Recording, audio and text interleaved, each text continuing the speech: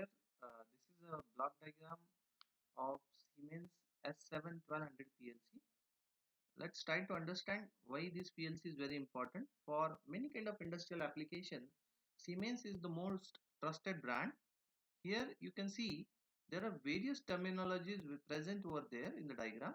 Let's try to understand each and every term simply.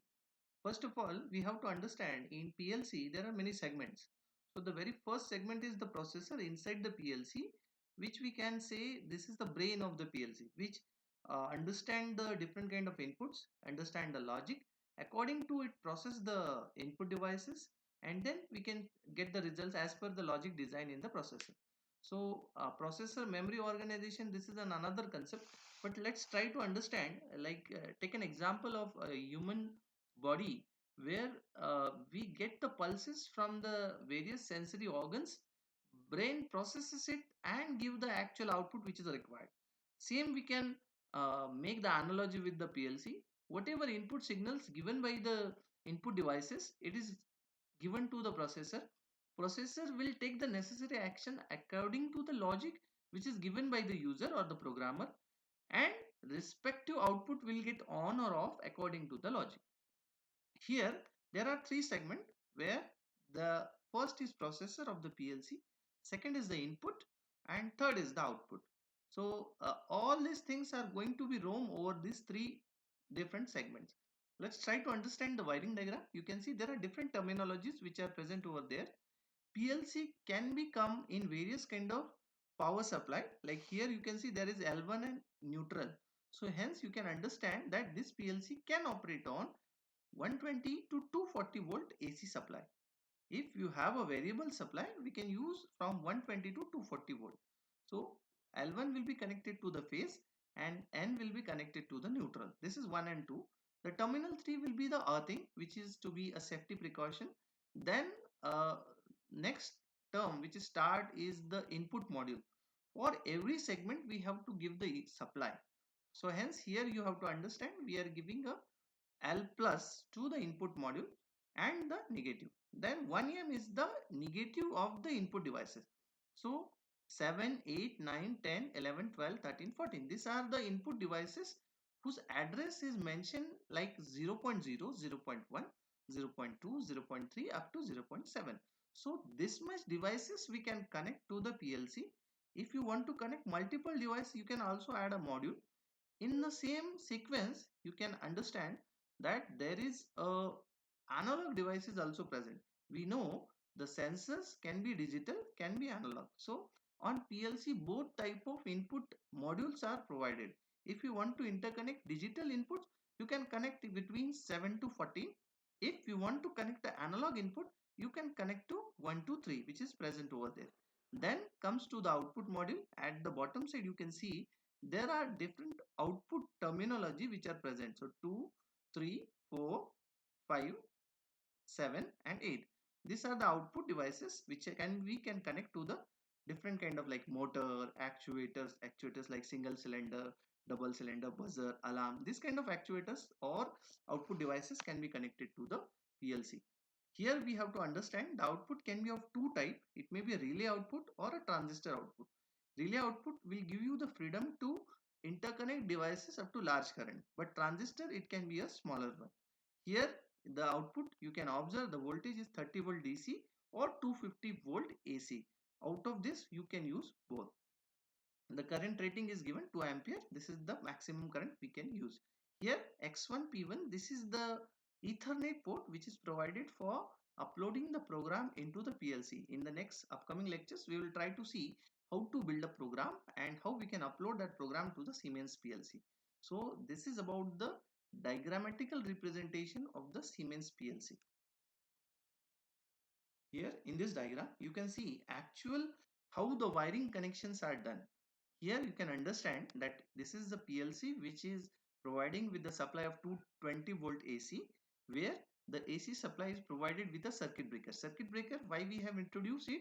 Because for the protection purpose, whenever there is a overcurrent, circuit breaker can trip the circuit and protect our PLC from damages. So from this you can see there are two wires.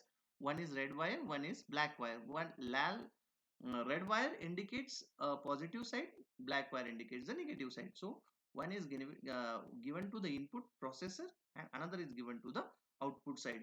Here you can see there are two push button that is used as the input devices. One is the NO type of push button and another is the NC type of push button.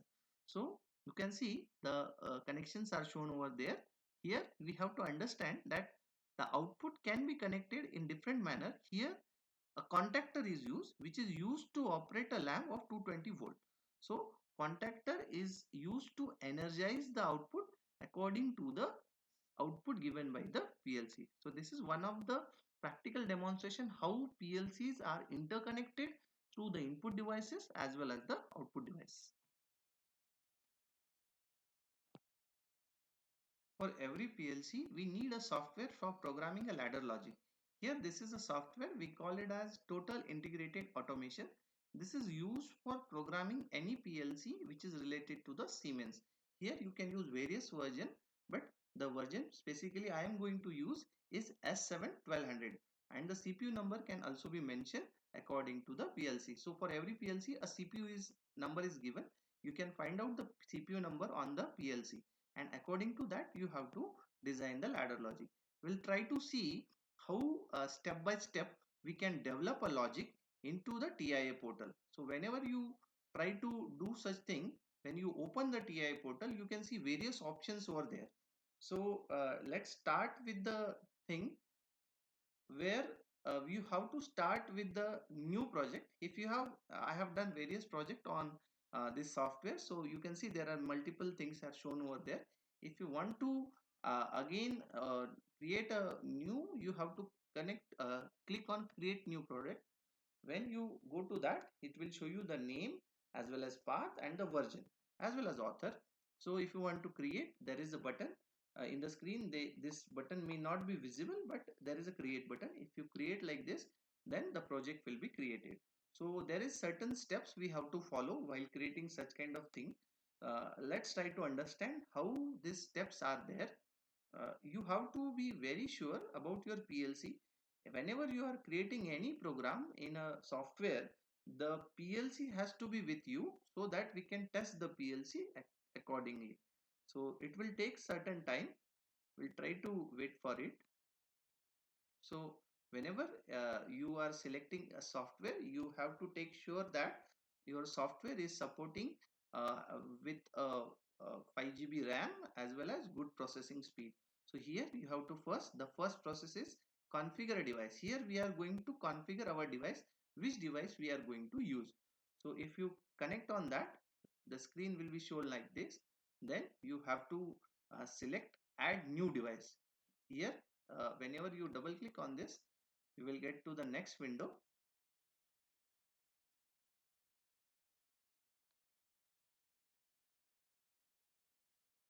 Here you can see there are different kind of versions available over there.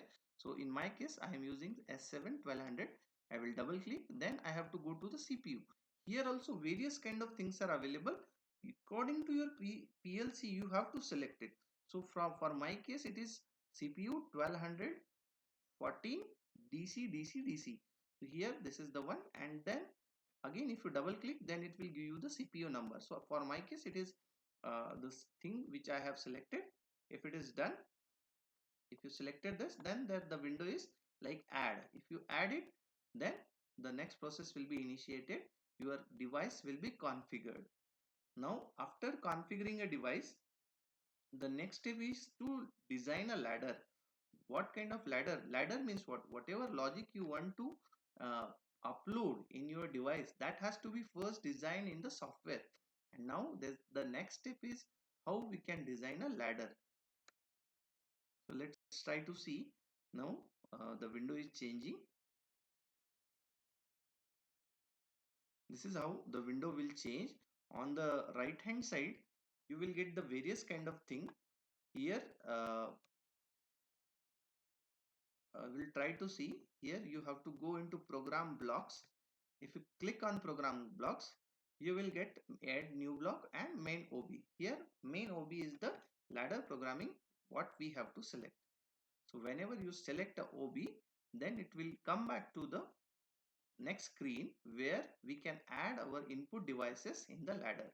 So here you can see this is the ladder which is available over here, and if you want to add, like say we have to create a AND gate which we have seen in earlier video. So what we do, we need two NO switches, so I have taken one, so this is added. Then again I need a one NO switch in series with that. So you can see whenever the network is connected, the light becomes green. Now we have taken two NO switches and one output we have to take. So I have taken one output, that is the relay coil. So it becomes difficult at the first time, but after practicing you will get the thing. So I misplaced it, I have to just check.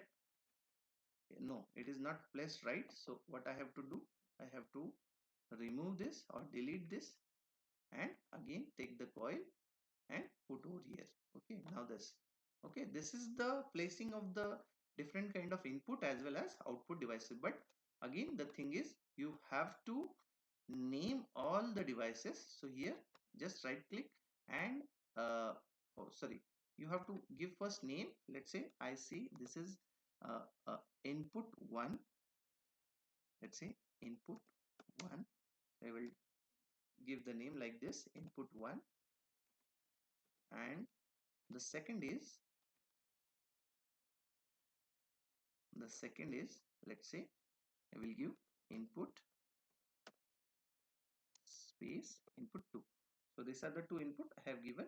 Again I have to define what kind of tag this is. So this is an global, it's not a memory, it is a input type of tab. So I will give global input, the address will be same, percentage I0.0. So this will be the first. You can see the address is appearing on the top. Again I have to again define the tag. Here you can see again we have to select the global input, and now the address is changed to second type. So define, so this is the second. Here also let's say I see output. Okay, so I give the name. Again we have to define what kind of tag it is. This is a global output, so we define it as a global output. Here you can see the difference.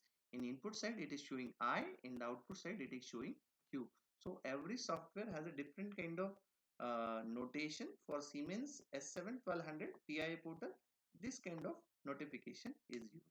So this is how you can create the ladder programming in TIA portal. I hope so you have understood the process.